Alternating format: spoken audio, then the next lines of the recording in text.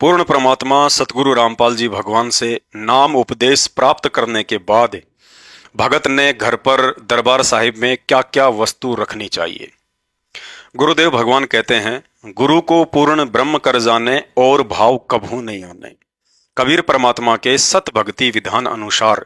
कबीर परमात्मा सतलोक से चलकर स्वयं ही 21 ब्रह्मांड में संत रूप धारण करके आत्माओं को काल के जाल से भक्ति करवाकर पूर्ण मोक्ष प्राप्त करवाने के लिए आते हैं। अर्थात गुरु ही पूर्ण ब्रह्म परमात्मा होता है। इस कटु सत्य के अलावा एक सुयोग्य भगत के मन में सौपन में भी दूसरा भाव नहीं आना चाहिए कि मेरे गुरु के अलावा कोई अन्य और भी कबीर भगवान कहीं होगा। पूज्य गुरुदेव जी ने उदाहरण देकर समझाया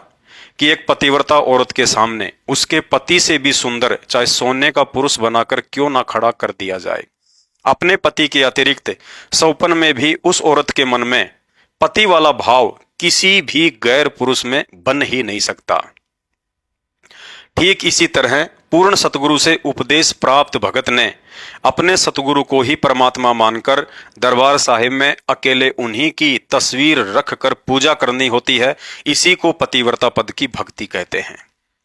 यदि पतिव्रता पद की जानकारी के अभाव में किसी भगत के पास पहले से आश्रम या नामदान केंद्र से प्राप्त कोई ऐसी तस्वीर है जिसमें पूज्य गुरुदेव भगवान सतगुरु रामपाल जी के अलावा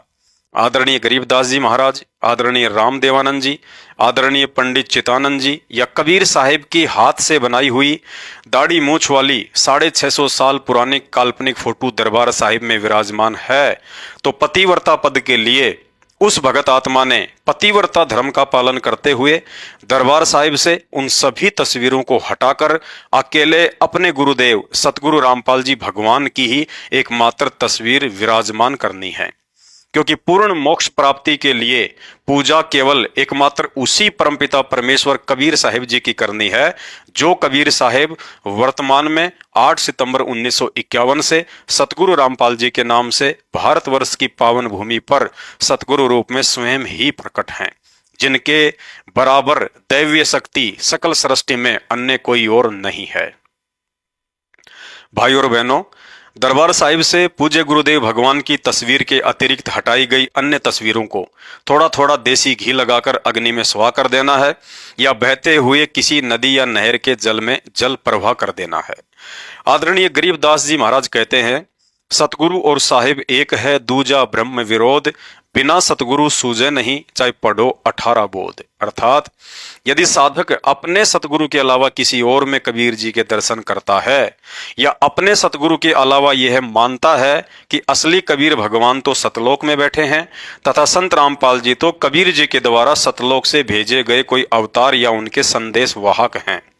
तो इस तरह की घटिया सोच उस साधक के जीवन की सबसे बड़ी महाभूल होगी। आदरणीय गरीबदास जी कहते हैं, गुरु को मानुष जोग्य न और कर चरणा अमृत को पान, ते नर नरक में जाएंगे युग युग बने समान। अर्थात साधक अपने गुरुदेव को, जिस गुरुदेव से अनमोल तत्व ज्ञान प्राप्त हुआ, जिस गुरुदेव से शास्त्र अनुकूल सर्वश्रेष्ठ मोक्षदायिनी सत भक्ति प्राप्त हुई, जिस गुरुदेव के आशीर्वाद से काल निरंजन और अकाल मौत का भय समाप्त हुआ, जिस गुरुदेव की कृपा से हमारे बिगड़े काम बने, हम रोगी से स्वस्थ हुए, विकारों से मुक्त हुए तथा अंत में सहज मृत्यु को प्राप्त होकर अविनाशी लोक सतलोक में स्थायी निवास प्राप्त करेंगे, ऐसे गुरुदेव भगवान को यदि साक्षात कबीर परमात्मा के रूप में देखने के बजाय 21 ब्रह्मांड का एक सामान्य व्यक्ति समझेंगे या अपने की तरह एक स्त्री के गर्भ से जन्म लेकर आया हुआ मनुष्य समझेंगे तथा उनसे उपदेश लेकर रोजाना उनका चरणा अमृत भी पीते रहेंगे, तो आदरणीय गरीबदास जी महाराज जी ने स्पष्ट कहा है कि ऐसे भगत उस तत्वदर्शी संत की आजीवन भक्ति करते करते भी मरने के बाद घोर नरक में और उसके बाद धरती पर युगों युगों तक कुत्ते का शरीर प्राप्त करके महाकष्ट भोगने को मजबूर होंगे।